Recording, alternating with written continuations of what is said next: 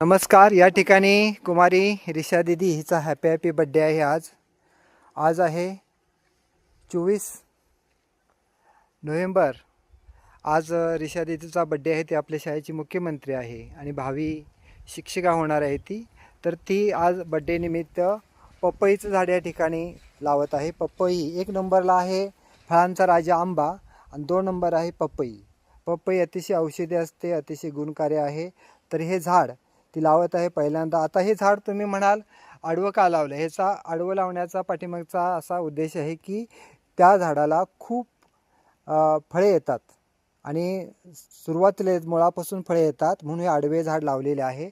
तर कुमारी रिशाच्या हस्ते हे झाड लावण्यात येत आहे आणि ती त्याला पाणीसुद्धा घालत आहेत. त्याच्यासोबत ही विद्यार्थी त्यांचे जे रिशाचे सगळे शाळेतले सगळे विद्यार्थी या ठिकाणी उपस्थित आहेत. त्याला ती पाणीसुद्धा घालत आहे. रिशा 10 वर्षाची झालेली आहे आणि म्हणून आपण तिला 10 टाळ्या वाजवायच्या आहेत. 1 6 7 8 9 10.